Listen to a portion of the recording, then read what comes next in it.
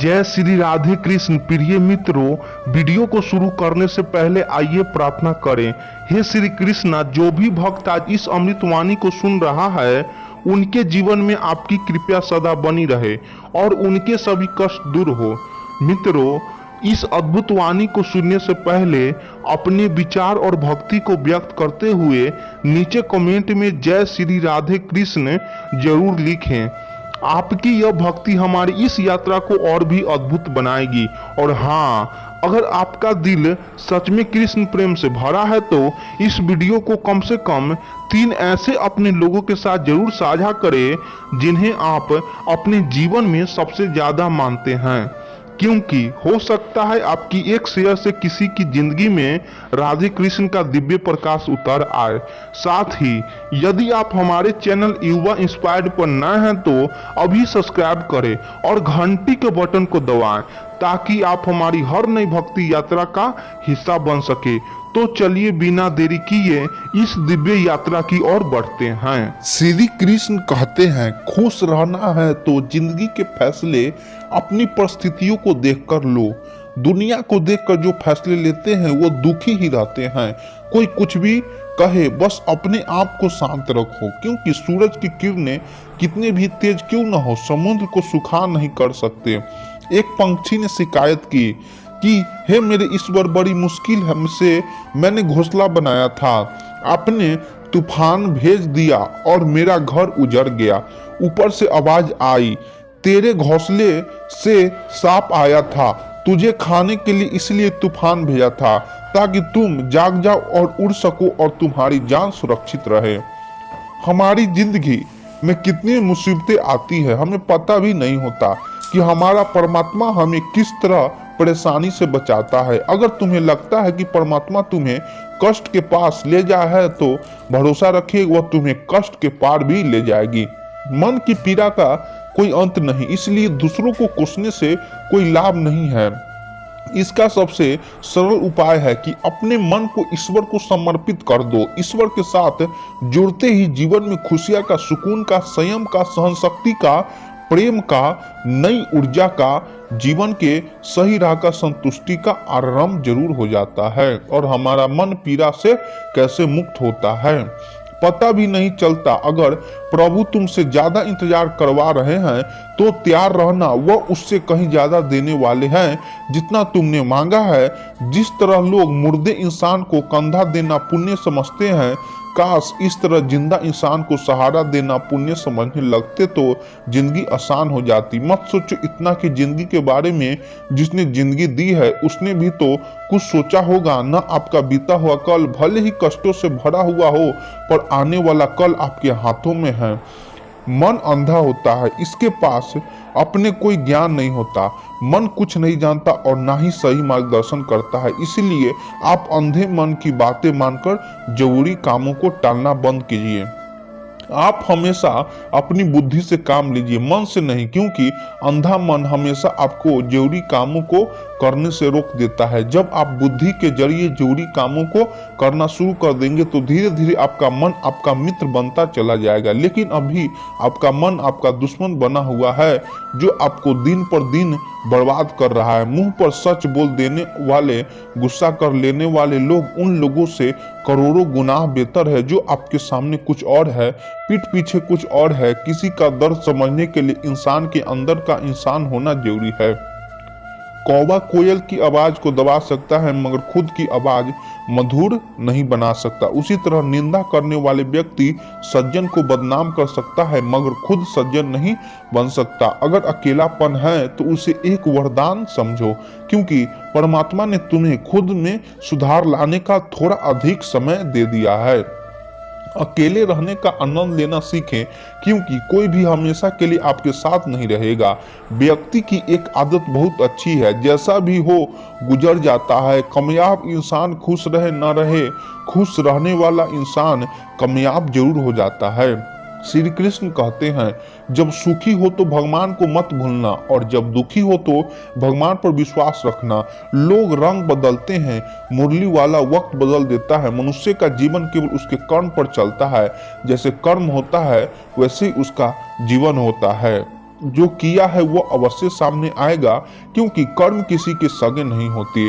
जिंदगी बहुत हसीन है, कभी हंसाती है तो कभी रुलाती है, लेकिन जो जिंदगी के भीड़ में भी खुश रहता है, जिंदगी उसी के आगे सिर झुकाती है। खोकर पाने का मजा ही कुछ और है, रोकर हंसने का मजा ही कुछ और है। हारना तो जिंदगी का हिस्सा होता है, लेकिन हारने के बाद जीतने का मजा ही कुछ और है। अच्छा बनने के लिए किसी की नकल करने की जरूरत नहीं, खुद इतना अच्छा बनो कि लोग आपकी नकल करने लगे। जिंदगी एक बार मिलती है, गलत बल्कि मौत सिर्फ एक बार मिलती है। जिंदगी तो हर रोज मिलती है। जिस दिन आप आपकी हंसी के मालिक खुद बन जाओगे, आपको कोई भी नहीं रुला सकता। अगर कोई आपसे कुछ मांगे तो दे दिया करो, क्योंकि भगवान ने आपको देने वालों में रखा है, मांगने वालों में नहीं। याद रखना, अच्छे वक्त को देखने के लिए बुरे वक्त को भी झेलना पड़ता है। सेवा सबकी करो, लेकिन आशा किसी से मत रखो, क्योंकि सेवा का असली मूल्य हमेशा अपनी नजर उस चीज पर रखो जिसे तुम पाना चाहते हो, उस पर नहीं जिसे तुम खो चुके हो। अन्न और जल से बढ़कर कोई दान नहीं, और माता पिता से बढ़कर कोई देवता नहीं। जिंदगी का सबसे बड़ा गुरु मंत्र यही है, आप अपने राज्य किसी को ना बताएं। जरूरत से लोग आपको गिरा हुआ समझने लगते हैं। कभी पीठ पीछे आपकी बात हो रही हो तो घबराना मत, क्योंकि बात उन्हीं की होती है जिनमें कोई बात होती है। याद रखना, सफलता कभी मांगने से नहीं मिलती, मांगने से केवल भीख मिलती है। सफलता पाने के लिए तुम्हें खुद मेहनत करनी पड़ेगी। छोटी छोटी गलतियां से बचने का प्रयास करो, क्योंकि इंसान ठोकरे पहाड़ों से नहीं बल्कि छोटे छोटे पत्थरों से खाता है। अपनी गलती माने बिना आप कभी भी बेहतर इंसान नहीं बन पाओगे। देना शुरू कर दो, आना खुद ही शुरू हो जाएगा। इज्जत भी और दौलत भी याद रखना, अपमान का बदला सामने वाले से अधिक सफल होकर लिया जा सकता है। बुरा करने का ख्याल आए तो कल पर टाल दो, अच्छे करने का ख्याल आए तो उसे आज ही कर डालो। श्री कृष्ण कहते हैं, पावन धरती पर राधा और कृष्ण का प्रेम केवल सांसारिक नहीं था, वो आत्मा और परमात्मा का मिलन था। राधा कृष्ण की एक अन्य भक्ति थी, और कृष्ण राधा के हर भाव को बिना कहे समझ लेते थे।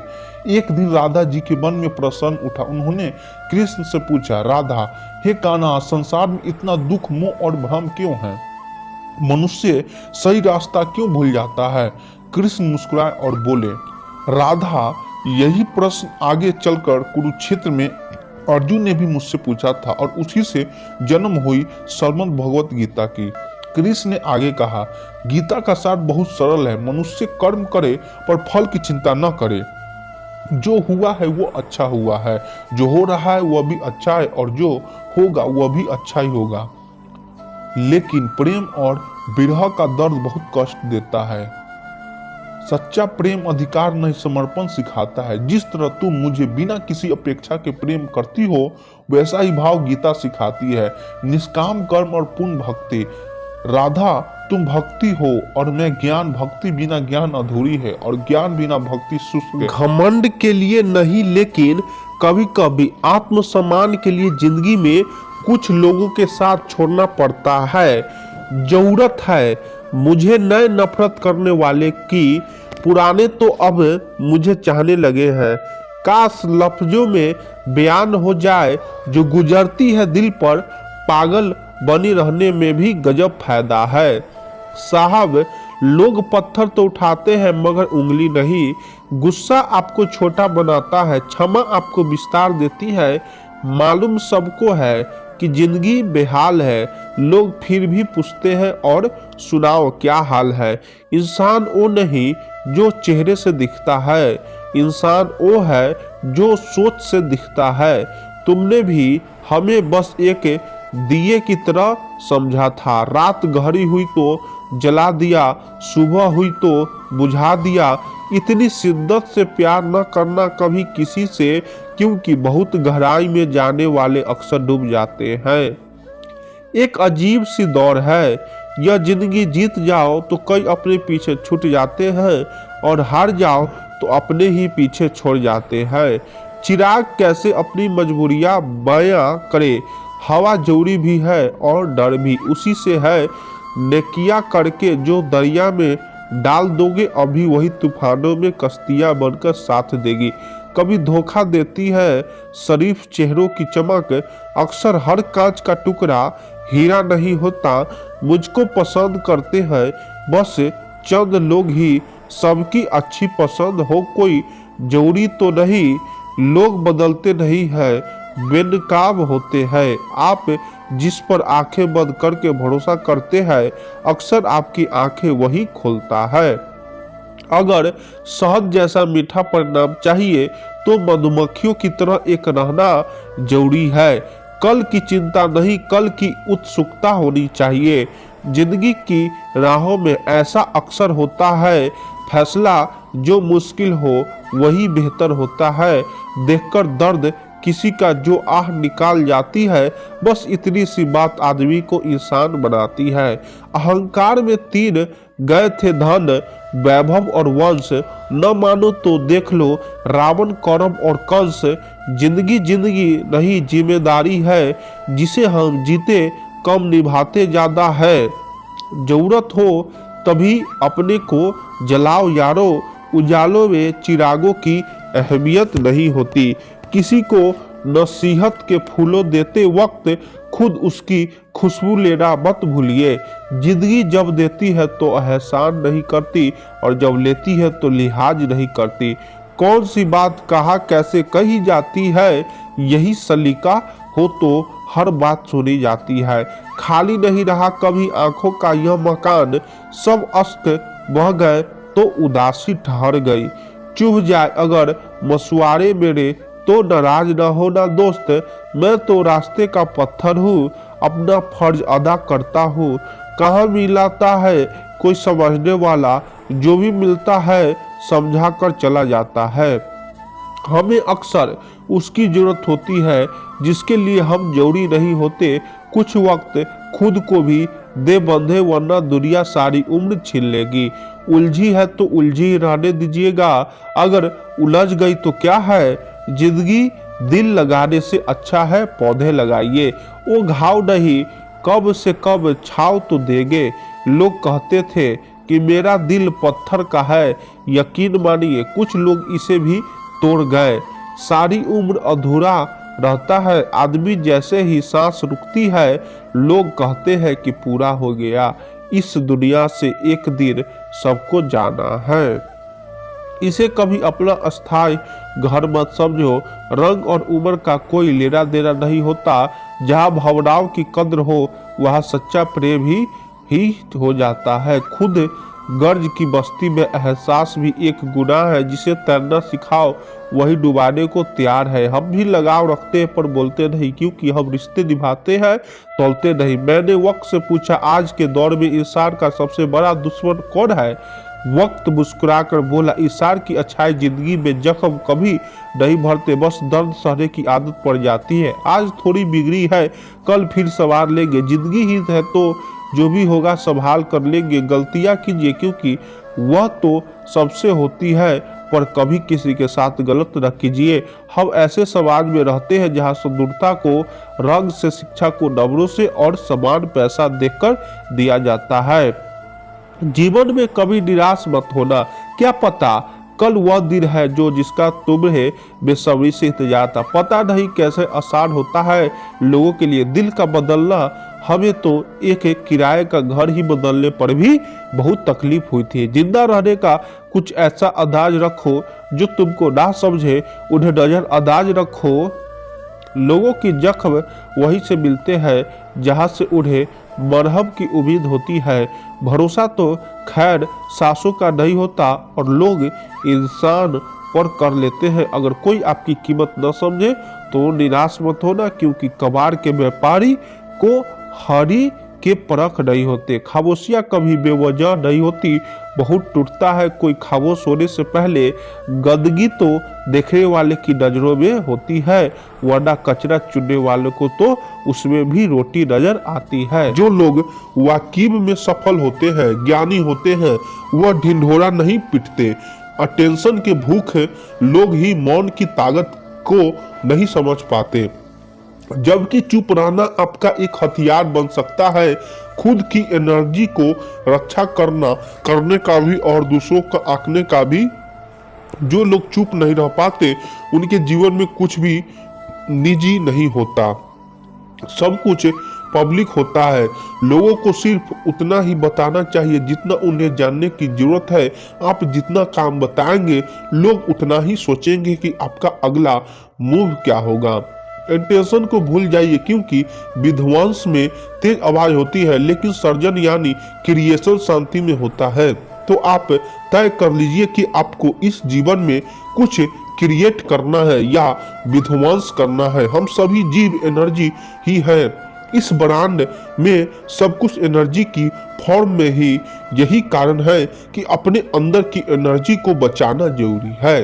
अक्सर ऐसा होता है कि हम अपने प्लान्स, अपने जीवन की हर बात लोगों से शेयर करने लग जाते हैं और फिर उनकी राय एनर्जी के रूप में हम तक पहुंचती है। कभी यह राय सही होती है तो कभी गलत भी। हम इतना शेयर कर चुके होते हैं कि लोग की तरह की एनर्जी हम तक पहुंचने लगती है।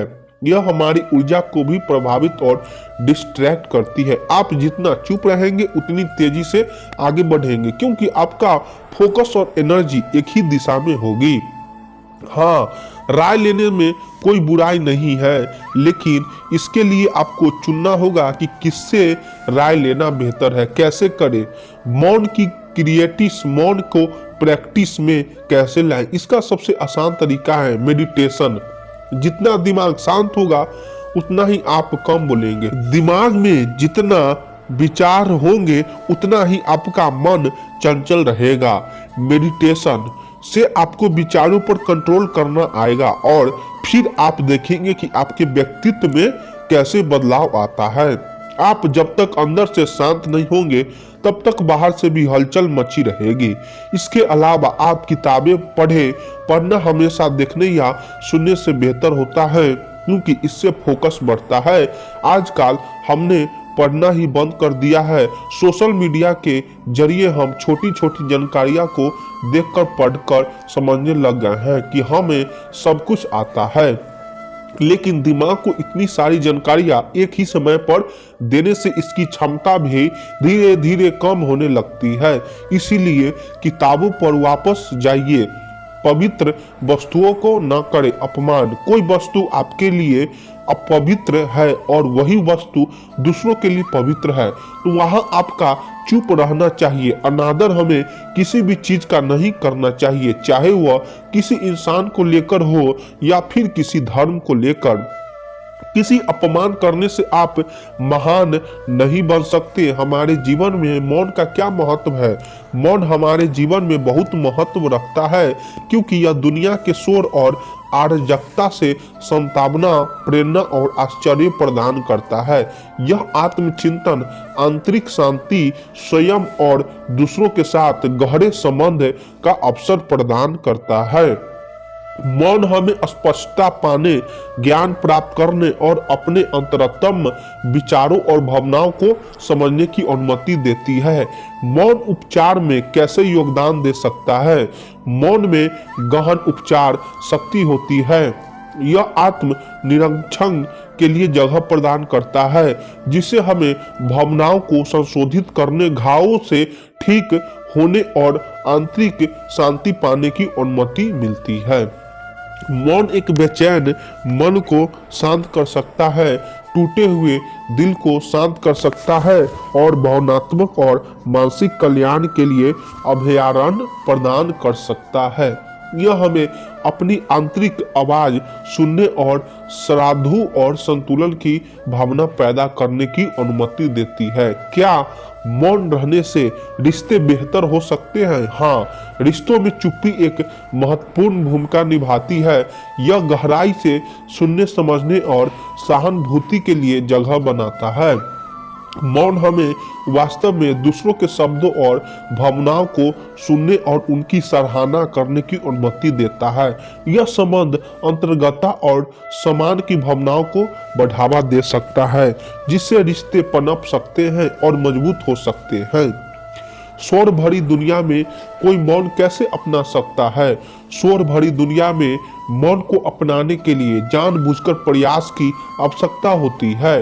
इसमें अराजकता के बीच स्थिरता और शांति के क्षणों को उकेरना शामिल है। यह ध्यान माइंडफुलनेस और प्रतिबिंब के लिए शांत स्थान बनाने जैसी प्रथाओं के माध्यम से किया जा सकता है। प्रौद्योगिकी के साथ सीमाएं निर्धारित करने और प्रकृति को अपनाने में मौन और आंतरिक शांति के अवसर पैदा करने में भी मदद मिल सकती है। अच्छे वीडियो लगे तो चैनल को सब्सक्राइब कर दीजिए। आप लोग सपोर्ट करिए। धन्यवाद।